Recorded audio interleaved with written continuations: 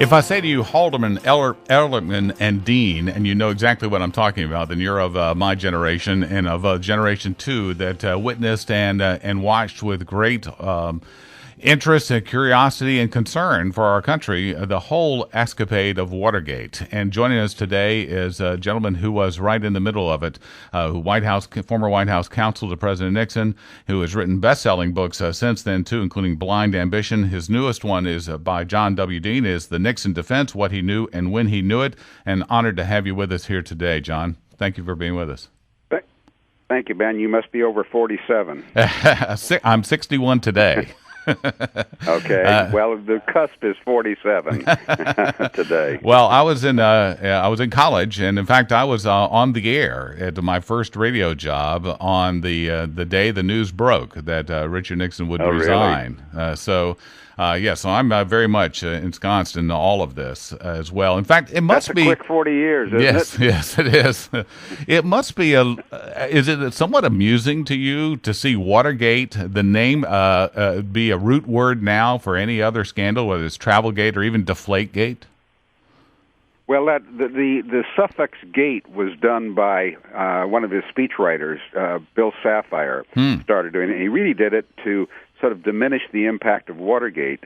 The first "gate" suffix was a wine scandal in France, and then it kind of took off from there. And so now of course, the most recent gate I can think of is Deflategate, yes, where that was used, and it sort of signifies a scandal. So it played out differently than Sapphire originally planned, and just now designates any scandal that, however serious or not particularly serious. So it doesn't really surprise me, but it has kept it alive. That's one of the reasons I did this book, is because most people don't know anything about Watergate today. I've been over at USC as a visiting scholar for a decade and a half now, and I've never seen a student who knew anything about Watergate. Wow, really? No. It's almost depressing to me because it was so important to me. It's a little scary, yes, isn't it? However, even Deflategate, what it has in common is something that became a common phrase and a common question that was asked. Senator Sam from North Carolina, here we are in North Carolina, Senator Sam Erwin in the committees and the other committees asked the question, what did you know and when did you know it? And even Deflategate has that in common with it. So, well, yeah, it does. Actually, that was a question from Howard Baker to me. Yes. If you look in the early pages of the book, I actually used the cite from the transcript where he asked me that question. It was a very clever question at the time because they were actually trying to hang me on perjury, and he thought by doing this and being this specific, he'd get me to say something that wasn't true. I don't know if he'd been tipped off there were tapes or not at that point. I don't think so. But he was just trying to pin it down. And, and I didn't know the answer to that question. This book answers that question. Yes. Exactly what he knew and exactly when he knew it. Let's talk about the genesis of this. This book comes again because you have been able to go back through the archives of tapes that had not been listened to, I understand. That's right. In fact, I was way ahead of the archives in both digitizing, and of course they don't transcribe anything. And I discovered about 600 conversations of the 1,000 conversations I don't think anybody outside the archives had ever listened to. They listen to them because they have to extract anything that is national security or personal. Right. And they do prepare a log that is a very handy tool. So I was able to identify which conversations related to Watergate, because that's one of their headings that they would have on their log. They can get the gist of what a conversation was, and so I went through manually. You can do it today electronically. It'd still take a long time, and pull out every single Watergate conversation, and there are about 1,000 of them. They run from 5 minutes to 5 hours. A question I've always wanted to ask, and you are the perfect person to ask this, is that why was this White House so paranoid about this election? I mean, who thought that they were going to lose? Nobody within the White House that I could tell thought they were going to lose, and particularly when George McGovern was nominated. He was, of course, the candidate of choice that Nixon wanted to run against. And Nixon was just sort of a belts and braces person. The Watergate break-in wasn't really organized out of the White House. While the atmosphere was there to gather political intelligence, and had Liddy and the others who broke in the Watergate not been arrested at the Watergate, their real mission that night was George McGovern's campaign headquarters on Capitol Hill. I can trace that right back to the Oval Office. Oh, wow. Where Nixon says to Haldeman, let's put a plant. He doesn't say whether that's going to be electronic or a secretary or what. He said, I want a plant in McGovern's headquarters. And Haldeman gives that to one of his aides, who gives to Liddy. That's their mission that night. They're just going back in to clean up a mess they'd made by not finding where Larry O'Brien's office was in the Democratic National Committee headquarters. So that's what they went in there for, and of course they never got to McGovern's headquarters because they were arrested at the Watergate. Again, talking with John Dean, the book is The Nixon Defense, What He Knew and When He Knew It. How much of this is predicated on maybe it was the paranoia that attributed to the ITT Dita Beard scandal, too? You write about that. Well, one of the things that Nixon tells both Ehrlichman and Haldeman very early, his top aides, is I don't want to make the same mistake with Watergate that we made with ITT, and that is to spend too much time on it.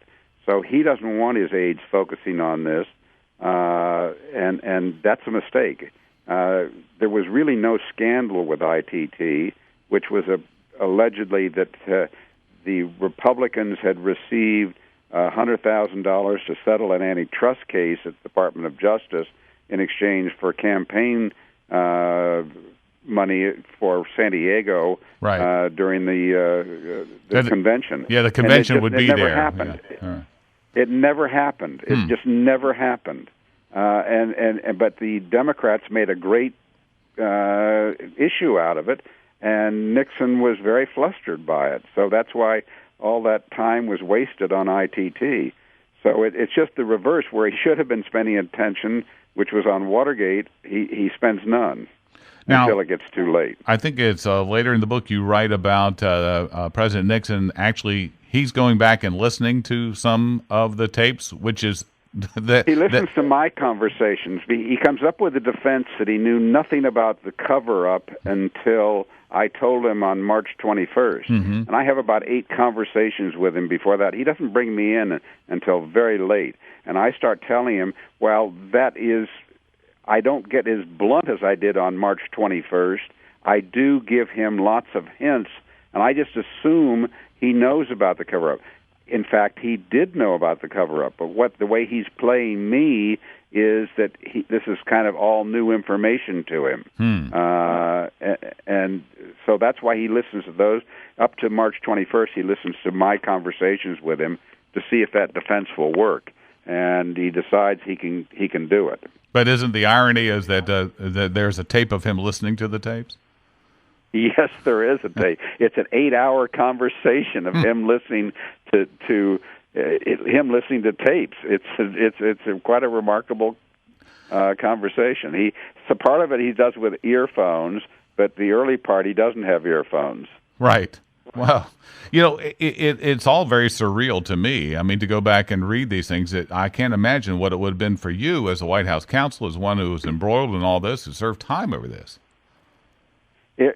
Sometimes he is, without meaning to be comedic, he is very funny with some of the things he says. Other things, he's kind of pathetic. Other things, he is very decisive. His conversations are very bumbled with some issues. He's very articulate on foreign affairs. He's very articulate, to my surprise, on budgetary matters. He just goes bing, bing, bing, bing when he's talking about the budget. Right. You put him on some other subject, and he can barely get a sentence out. One last question, because I know you have to go, but again, John Dean, the book is The Nixon Defense. I recently went back and listened to the Nixon-Kennedy debate, the first one, and listened to it in audio. He was very articulate. I thought he actually did a very good job. the radio audience thought he won the debate. Right. It was a television audience because he had a perspiring upper lip and he just didn't look as attractive as John Kennedy. That he certainly won just on the merits of the conversation. Visual, whereas he certainly carried the day on the substance. What do you think? Again, the legacy cannot be separated though from Watergate, can it? I don't think so. In fact, I heard somebody interesting, a historian, tell me that another historian was working on a Nixon history without Watergate, and then he said, "Well, this is kind of like Hitler without the Holocaust." Okay. I thought that was a little harsh, actually. Really? Yeah, I think perhaps so. John Dean, again, the Nixon Defense, what he knew and when he knew it. It's been an honor to speak to you, sir. We appreciate that. Thank you. This is Coastal Daybreak here on the talk station, FM 107 and AM 1240.